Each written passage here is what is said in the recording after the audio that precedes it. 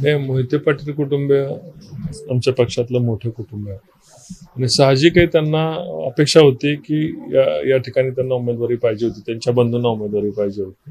त्यामुळे उमेदवारी न मिळाल्यानंतर थोडीफार नाराजी असणं शक्य आहे आणि मला त्यांच्याबद्दल आदर असल्यामुळे मी कुठलाही शब्द या ठिकाणी या विषयावर बोलणार नाही.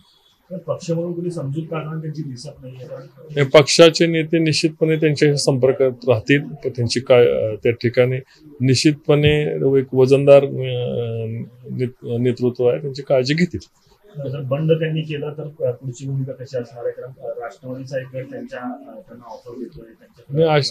देवेंद्रजी फडणवीस साहेबांनी त्यांना खूप सहकार्य केलेलं आहे साखर कारखान्याच्या विषयात, अनेक विषयामध्ये.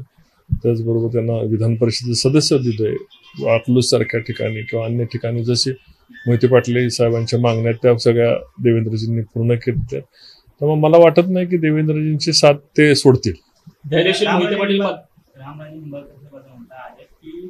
काहीही करा पण माड्याचा उमेदवार बदला, नाहीतर त्यांना मत कमी पडली तर त्याला आम्ही जबाबदार आहे, असं त्यांची भूमिका असते जाहीर केलेल्या बैठकीत. कसं पाहता या सगळ्या? नाही, आता मला मतं कमी मागच्या लोकसभेलाही पडली नाहीत, त्यावेळेस ते सभापती होते फलटणचे.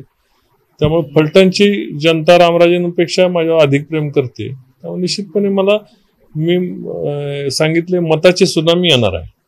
कुठेतरी तुम्हाला उमेदवारी जाहीर झाली असताना देवेंद्र मोहिते पाटलांनी माडाचा दौरा चालू केला आहे आणि असंही म्हटलं जातंय की शरद पवारांची ते भेट घेणार आहेत, उद्या त्यांची भेट होणार आहे. मला त्याची कल्पना नाही. सोलापूरच्या उमेदवारीबद्दल देखील अनेक चर्चा आहेत. रामभाऊ सातपुते नाव उमेदवार पक्ष म्हणून काय आता चर्चा सुरू करते? मला कोणाला उमेदवारी मिळेल हे मला माहिती नाही. या ठिकाणी 2-3 लोकांच्या उमेदवारीबद्दल मी ऐकलं होतं. माजी खासदार आदरणीय साबळे साहेबांची उमेदवारीबद्दल ऐकलं होतं, राम सातपुते साहेबांच्या ऐकलं होतं. आणि अनेक लोकांनी या ठिकाणी आमचे सहकारी मित्र उत्तमराव जानकर त्यांनी या ठिकाणी उमेदवारीची मागणी केली होती. उमेदवारी कोणाला मिळेल हे मी काय सांगू शकत नाही. प्रणितीताईंना आता काही वेळापूर्वी उमेदवारी जाहीर झालेली आहे. भाजपचा उमेदवार तुल्यबळ लढत असा कोण उमेदवार आपल्याला वाटतो? त्याच्यात काय नाही, भाजप जो उमेदवार देईल तो तुल्यबळ असल्याशिवाय देतच नाही.